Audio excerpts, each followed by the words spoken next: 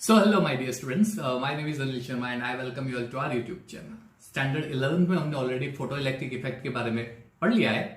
आज हम लोग करने वाले हैं black body radiation. We had already seen that light has a two type of nature, wave nature, particle nature. Photo electric effect एक ऐसी घटना है जिसको हम light as a wave nature लेके एक्सप्लेन नहीं कर सकते, तो उसका पार्टिकल नेचर एक्सप्लेन किया. पार्टिकल नेचर ऐसे एक्सप्लेनेशन में आया था. एक और थियरी है ब्लैक बॉडी रेडिएशन, जिसका यूज करके हम लोग प्रूव कर सकते हैं कि light as a particle nature. तो what is a black body radiation? चलिए तो हम लोग स्क्रीन पे देखते हैं ब्लैक बॉडी रेडिएशन क्या है. सबसे पहली चीज आपको ये पता होनी चाहिए कि किसी भी ऑब्जेक्ट के ऊपर लाइट अगर मैं बॉम्बार्ड करूं तो एग्जैक्टली क्या होगा. तो पहले ये चीज समझ लो कि मान लीजिए कि ये मेरा एक सॉलिड है, ठीक है, this is a kind of solid. अब मैं एक काम करता हूं, इसके ऊपर लाइट सोर्स बॉम्बार्ड कर रहा हूं, फेंक रहा हूं, इसके सरफेस पे लाइट को मैं फेंक रहा हूं, ठीक है, सॉलिड ऑब्जेक्ट है. किसी भी ऑब्जेक्ट के ऊपर अगर मैं लाइट फेंकूंगा तो तीन चीजें होगी. तीन चीजें. पहली चीज, या तो वो लाइट ऑब्जेक्ट में से सीधी पास हो जाएगी, जिसे हम बोलते हैं ट्रांसमिशन, यानी transmission of light takes place. पहली चीज. दूसरी घटना होगी, वो ऑब्जेक्ट पे स्ट्राइक होकर वापस बाउंस बैक हो जाएगी, यानी रिफ्लेक्शन होगा, रिफ्लेक्ट हो सकती है. या फिर ये ऑब्जेक्ट क्या करेगा, लाइट को एब्जॉर्ब कर देगा. ये तीन चीजें हो सकती है, यानी किसी भी ऑब्जेक्ट में तीन कैटेगरी होगी. अगर मैं लाइट को बम्बार्ड करूंगा तो या तो वो लाइट को रिफ्लेक्ट करेगा, वापस फेंक देगा उसके सरफेस पे से, जैसे बॉल होता है क्रिकेट का, हम लोग वॉल पे फेंकते हैं तो वॉल पे से वापस बाउंस होकर आती है, ऐसे ही सरफेस पे से, सॉलिड के सरफेस पे स्ट्राइक होकर वो वापस बाउंस हो जाएगी. या फिर उसमें से सीधे पास हो जाएगी लाइट, या फिर एब्जॉर्ब करेगा. ठीक है, ये तीन चीजें लाइट में होती है. अब ब्लैक बॉडी क्या है? अगर मैं कोई एक ऐसा ऑब्जेक्ट लूं, चलिए इसको मैं इरेज कर देता हूं पहले स्क्रीन पे से. चलिए ब्लैक बॉडी क्या है? अगर मैं कोई ऐसा ऑब्जेक्ट लेता हूं जिसके ऊपर लाइट फेंकूंगा तो ऑब्जेक्ट एब्जॉर्ब करेगा, ये मैं मान लेता हूं, यानी एब्जॉर्प्शन वाला पार्ट एक्सप्लेन कर रहा हूं. I am not explaining reflection and transmission, absorption. तो एग्जैक्टली होता क्या है? अगर किसी सॉलिड के ऊपर मैं लाइट बॉम्बार्ड करूंगा तो वो सॉलिड क्या करेगा, लाइट को एब्जॉर्ब कर देगा. ठीक है, लाइट को एब्जॉर्ब करेगा. तो सिर्फ एब्जॉर्ब करेगा नहीं, एब्जॉर्ब करने के बाद वही लाइट को वापस एमिट भी करेगा, उसमें से बाहर भी फेंकेगा. यानी अगर किसी सॉलिड के ऊपर मैं लाइट बॉम्बार्ड करूंगा तो वो सॉलिड एब्जॉर्ब करेगा, एब्जॉर्ब करने के बाद उसमें से लाइट वापस फेंकेगा भी, बाहर भी फेंकेगा. ठीक है, सॉलिड. अच्छा, ऐसे सॉलिड जो ऑलमोस्ट लाइट की सारी रेडिएशन एब्जॉर्ब कर सकते हैं, एक आइडियल बॉडी. आइडियल यानी क्या कि वो सारी चीजों को फॉलो करता है, सभी चीज को एकदम डिसिप्लिनरी वे में फॉलो करता है, आइडियल. तो एक ब्लैक बॉडी यानी क्या? तो एक ऐसी बॉडी जो आइडियल होती है. आइडियल यानी लाइट में जितनी भी रेडिएशंस है वो सारी रेडिएशन एब्जॉर्ब करने की क्षमता रखता है, वो सारी रेडिएशन एब्जॉर्ब कर सकता है. राइट. तो ऐसे ऑब्जेक्ट जो सारी रेडिएशन एब्जॉर्ब भी कर सकता है और सारी रेडिएशन वापस एमिट भी कर सकता है, उसमें से वापस फेंक भी देता है, ऐसे ऑब्जेक्ट को हम लोग ब्लैक बॉडी बोलते हैं. ठीक है, तो देखिए स्क्रीन के ऊपर ब्लैक बॉडी क्या है एग्जैक्टली. तो ब्लैक बॉडी चलिए इट इज, हम लोग कोई और कलर लिखे थे. चलो, black body is an ideal body which emits and absorb radiations of all frequencies. सारी रेडिएशंस, जितनी भी रेडिएशंस है लाइट की, वो सारी रेडिएशन जो भी फ्रीक्वेंसी वाली है वो सारी एब्जॉर्ब भी कर सकता है और एमिट भी कर सकता है. ऐसे ऑब्जेक्ट को हम लोग ब्लैक बॉडी बोलते हैं. The radiations emitted by this body is called black body radiations. जो रेडिएशंस बाहर फेंकेगा, एब्जॉर्ब करने के बाद बाहर फेंकेगा, उसे हम लोग बोलते हैं ब्लैक बॉडी रेडिएशन. ठीक है बच्चों, ये याद रखना. यानी एक ऐसा सॉलिड जो एब्जॉर्ब भी करेगा सारी रेडिएशंस को और बाहर फेंकेगा भी. तो जब बाहर फेंकता है, बाहर रिलीज करता है रेडिएशंस को, वो जो रेडिएशंस बाहर निकल रही है उसे हम बोलते हैं ब्लैक बॉडी रेडिएशन. और उस पर्टिकुलर ऑब्जेक्ट को जो सारी फ्रीक्वेंसीज वाली लाइट को एब्जॉर्ब कर सकता है उसे हम ब्लैक बॉडी सब्सटेंस बोलते हैं. मान लीजिए Fe, आपने देखा होगा, जो आयरन होता है उसको हम गर्म करते हैं, राइट. लोहा होता है, लोहार के वहां देखा होगा, वो गर्म करता है, राइट. तो उसको जब आप गर्म करोगे तो वो कैसे दिखेगा?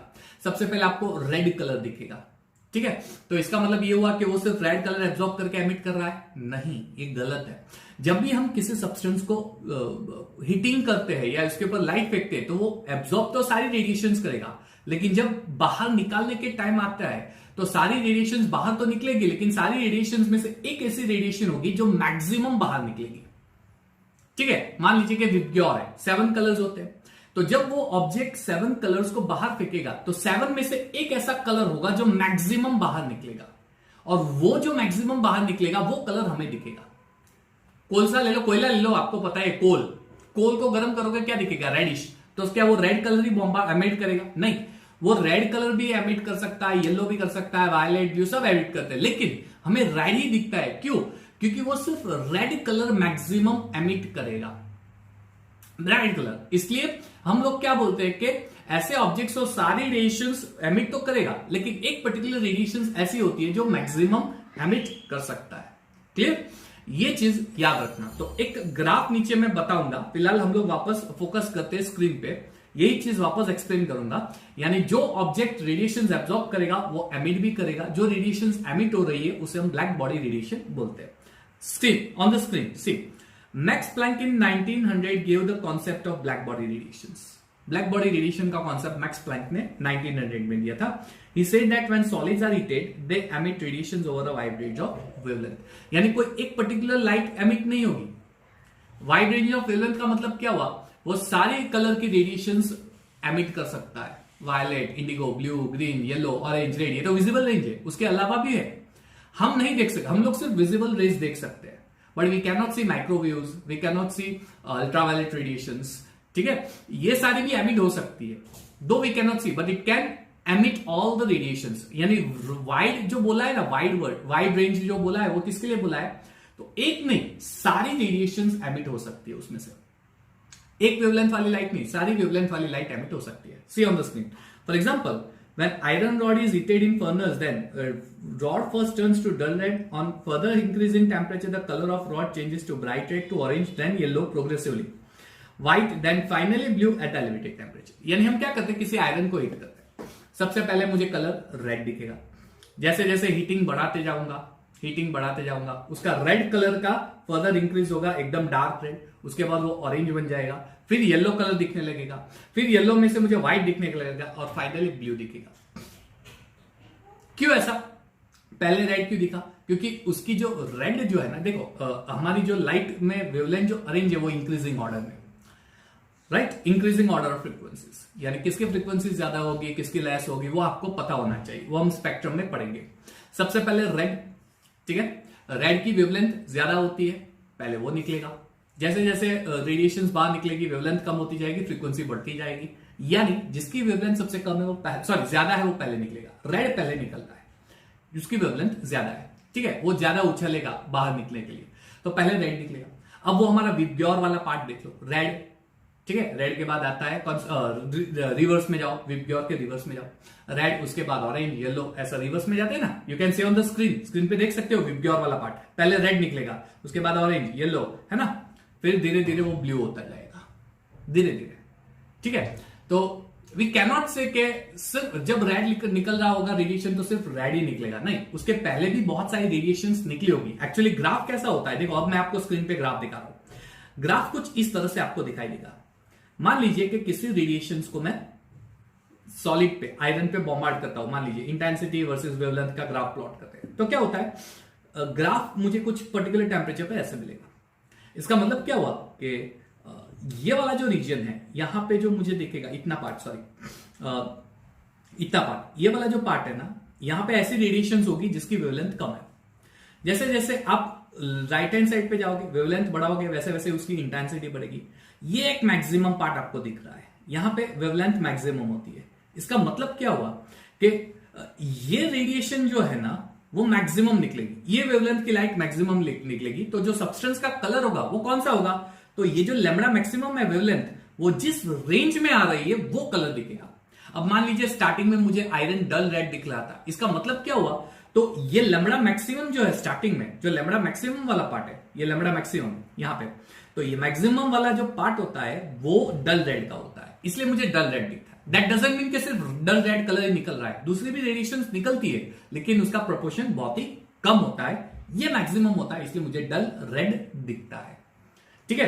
तो ये जो मैं ग्राफ प्लॉट कर रहा हूं वो सारी रेडिएशन की वेवलेंथ है, वेवलेंथ इंक्रीज हो रही है, यानी 1 by 1 लाइट बाहर निकल रही है। ये ग्राफ आपको याद रखना है, ठीक है, एकदम इंपॉर्टेंट चीज है, क्लियर। चलिए तो जब मैं सीक्वेंस में हीटिंग करूंगा तब उसमें से जो लाइट निकलेगी वो फ्रीक्वेंसी के increasing order and decreasing order of wavelength on the screen. This colours come under the visible region of spectrum constituting of different colours, वो जो नीचे आपको दिखाया है। अब मैं स्क्रीन को ऊपर स्क्रॉल कर रहा हूं, चलिए। तो इस पे से क्या क्लियर हो गया that red light has higher wavelength, इसलिए वो पहले बार निकल रही है, उसकी वेवलेंथ ज्यादा है। And blue light has lower wavelength, उसकी फ्रीक्वेंसी हाई है। यानी जिसकी फ्रीक्वेंसी लेस है पहले वो निकलेगा और जिसकी फ्रीक्वेंसी हाईएस्ट है वो लास्ट में निकलेगा। वैसे भी रिलेशन आपको पता होना चाहिए, frequency is equal to C by lambda. जिसकी वेवलेंथ लेस होगी उसकी फ्रीक्वेंसी ज्यादा होगी, जिसकी वेवलेंथ ज्यादा होगी उसकी फ्रीक्वेंसी लेस होगी। अब ये रेड कलर जो होता है ना, उसकी वेवलेंथ मैक्सिमम होती है, इसलिए उसकी फ्रीक्वेंसी लेस होगी, इसलिए मुझे पहले रेड दिखेगा, लास्ट में ब्लू दिखेगा। क्यों? क्योंकि ब्लू की वेवलेंथ लेस होती है, उसकी फ्रीक्वेंसी बहुत ही ज्यादा होती है, हाई होती है।